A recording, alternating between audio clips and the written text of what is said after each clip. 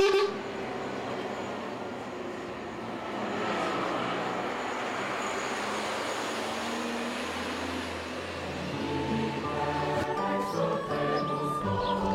February to November each year, a hill in the countryside of France is transformed by the presence of thousands of young adults. A kind of town of tents appears during the summer, renewed every week as young people come to meet one another and live together for a few days. My memory's not all that good, so I don't really remember much about my first week at Taizé. Apparently, I said, Taizé is both magical and completely natural at the same time.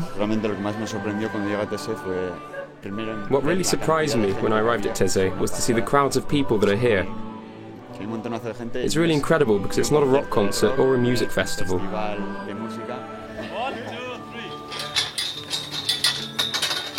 Back home, you wouldn't be able to just come up to someone and say, "Hi, I'm Lydia, I'm from England, where are you from, and what's your name?" And people will start a conversation. But here, everyone's just really nice to each other, and people don't have any barriers when it comes to striking up a conversation with a stranger. What surprised me at Taizé is in fact what Brother Roger set out to do here. Something that seemed to me totally impossible, to create communion among people.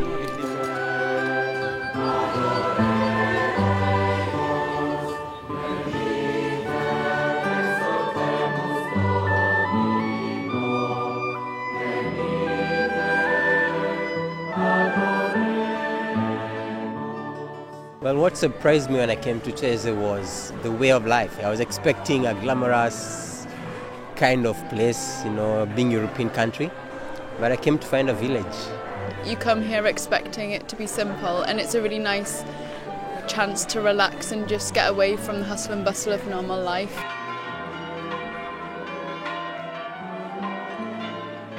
I think the most important thing for me is meeting people with different opinions from different parts of the world. Also, the prayers are very important for me to get to myself, to be calm, to be quiet.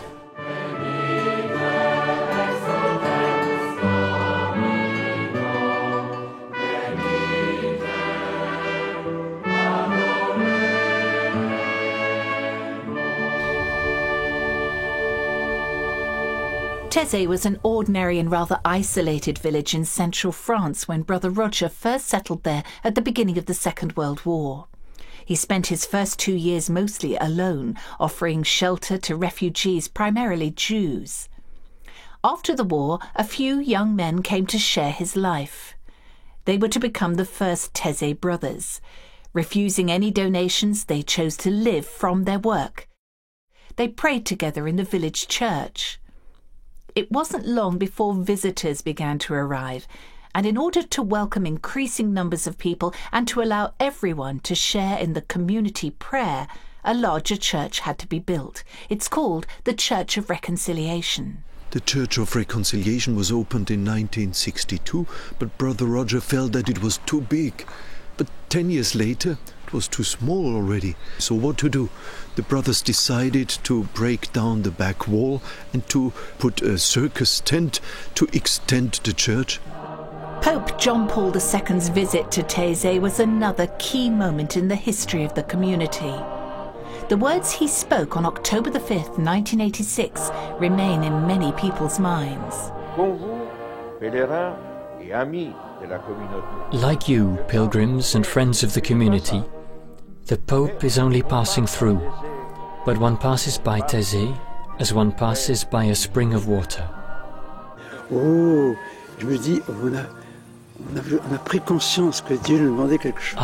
became aware that God was expecting something from us. And we would like to pay close attention to the vocation that God places in the heart of every Christian. So running away from God's call is out of the question. We will not run away from responsibility. Never. Brother Roger's life came to a sudden end on August the 16th, 2005.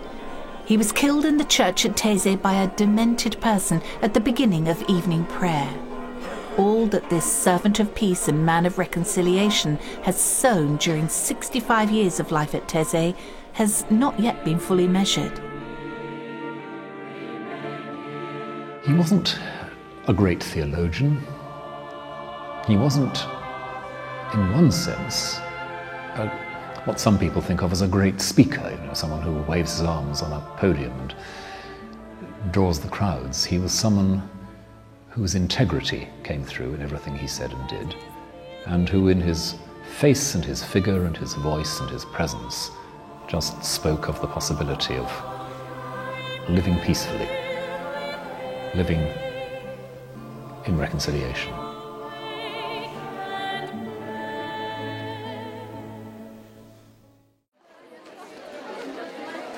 Most people arrive on Sunday and stay for a week. All are welcomed in their own language. People go to Taizé to meet others, to search and to pray. Often we can find one thing that really helps us to understand that person. Maybe it's something that happened in their life. A reflection on the well springs of faith is led each morning by one of the 100 brothers who are now part of the community. The Taizé community is ecumenical. The brothers are Catholic or from different Protestant backgrounds from over 25 countries. Reflection then continues in small groups where people learn to listen to each other.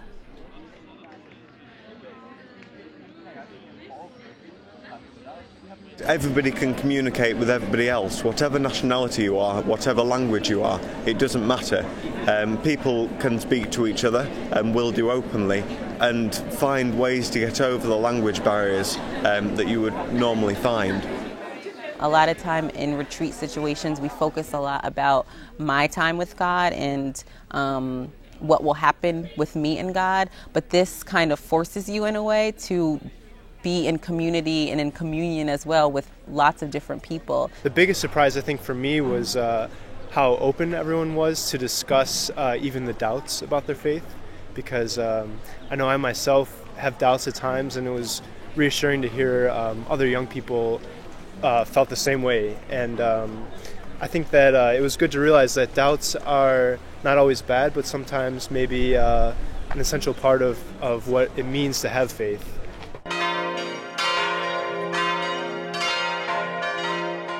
Morning, midday and evening, the prayer brings together the brothers of the community and the young people taking part in the weekly meetings.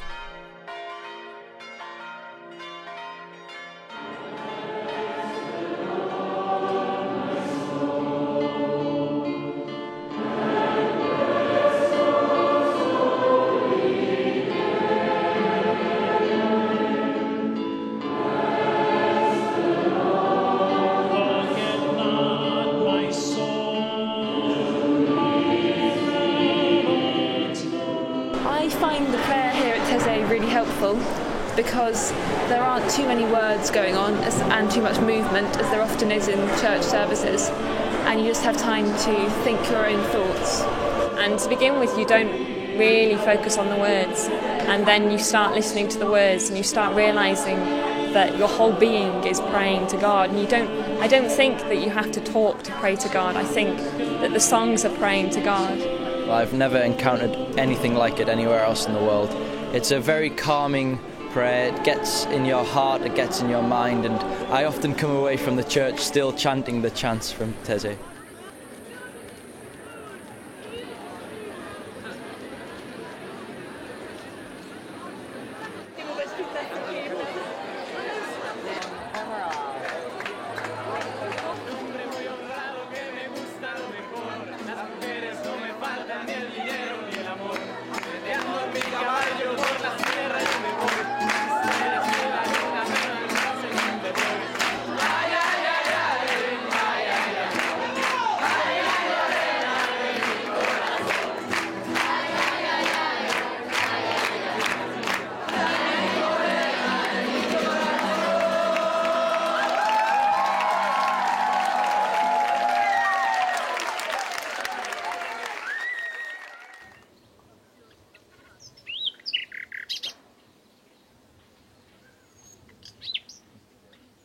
The experience of simplicity is part of Taizé.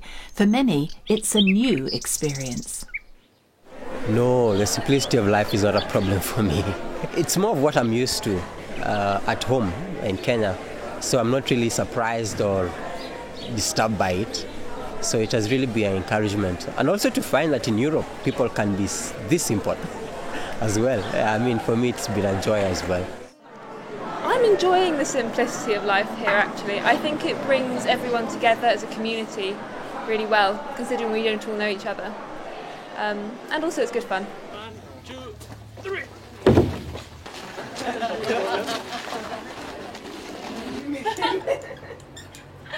This is so crazy. You have Dutch people, German people and French people in the last one.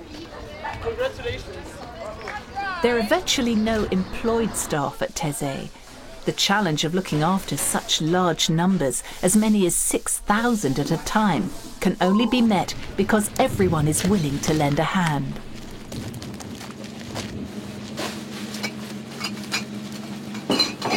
Take 2 of them and then a plastic bag of 10 of them.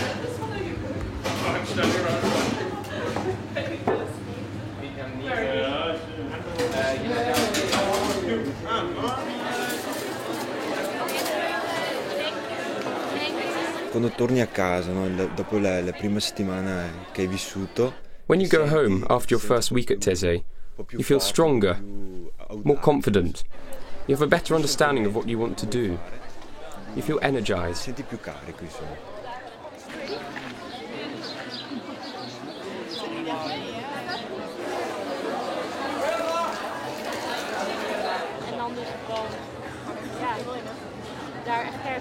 I think has really impressed me here is the way there are no statements, we could say, the mission statement or vision statement or a strategic plan. It is just a way of life.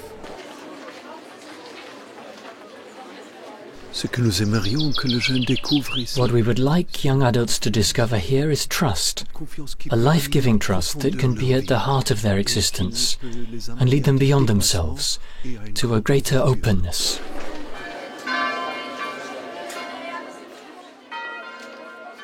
Here you feel vulnerable, and it's that vulnerability that I really like at Taizé, because it's all about being yourself, being who you are.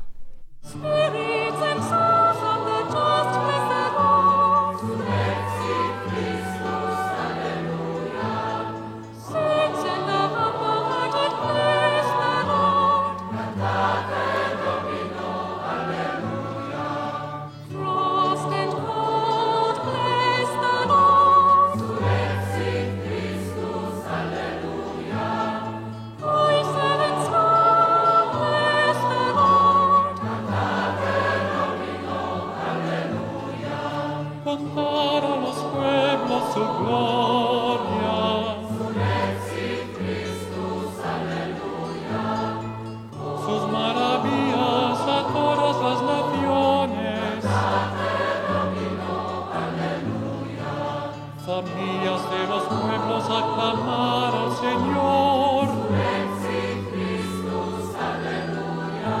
Aclamar.